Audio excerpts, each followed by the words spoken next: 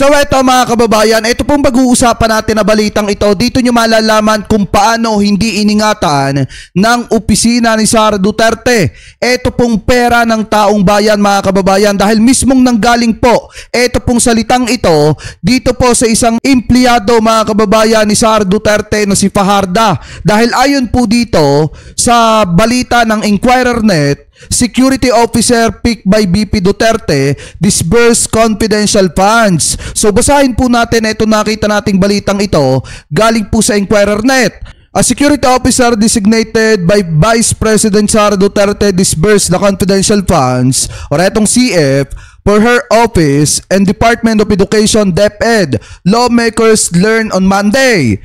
DepEd former Special Disbursed Officer or etong SDO Edward Fajarda, one of the Office of the Vice President OVP official, earlier cited for contempt and order detained by the House Committee on Good Government and Public Accountability, revealed this during his first attendance of the probe on Monday mga kababayan. Dahil nga naman kung titingnan nyo, saan ba naman kayo nagkatala? Pinag-withdraw ng pera ng taong bayan, walang security mga kababayan, tapos winidraw ng 3 beses, nakalagay sa duffel bag at hindi po iningatan at inalagaan ng maayos yung pera ng mamamayang Pilipino. So sabi pa dito, initial, DepEd by Antipolo 2nd District Representative Romeo Acop as Fajarda about the disbursement process of the 37.5 million confidential funds for the OVP or itong CF. As he questioned Fajarda, the lawmaker also show the panel a voucher for the first quarter of 2023 signed by the former DepEd SDO. Earlier, hearing revealed that the 112.5 million confidential funds in question was withdrawn in 3 separate checks amount to 37.5 million each. Acop show that Fajardo issued this check in the first 3 quarters of 2023. Biruin nyo mga kababayan, siya lang mag-isa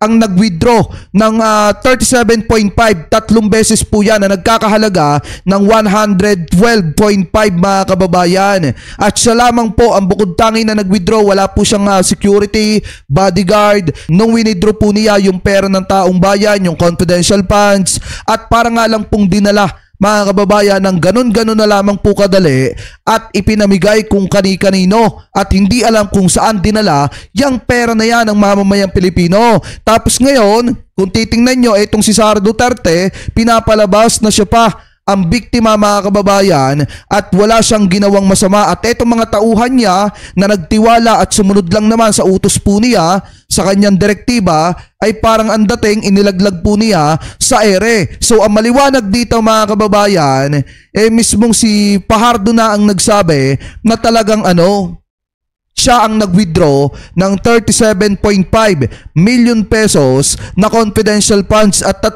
beses po yung winidraw at inilagay sa duffel bag mga kababayan. Paano na lang kaya kung na-hold up yan?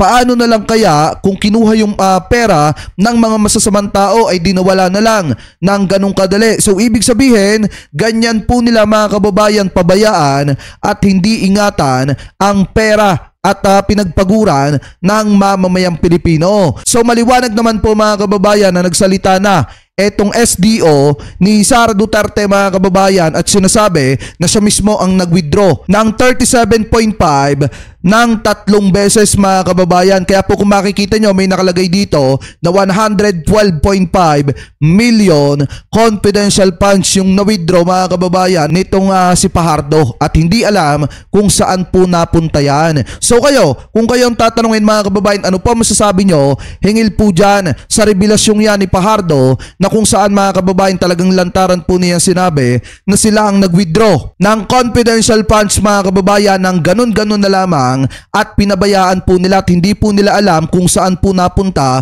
yung pera ng taong bayan. At bago po tayo pansamantala magpaalam, maraming salamat po sa lahat ng Team Reply na hindi po nakakalimutan mag-iwan ng inyong mga komento, mag-like ng ating mga video at mag-subscribe sa ating YouTube channel. Maraming salamat din po sa lahat ng Team Reply na hindi po nakakalimutan na wag po mag-skip ng ating mga ads. Maraming salamat po. Ingat po kayo palagi. God bless po. Thank you po sa inyong lahat. Maraming salamat po.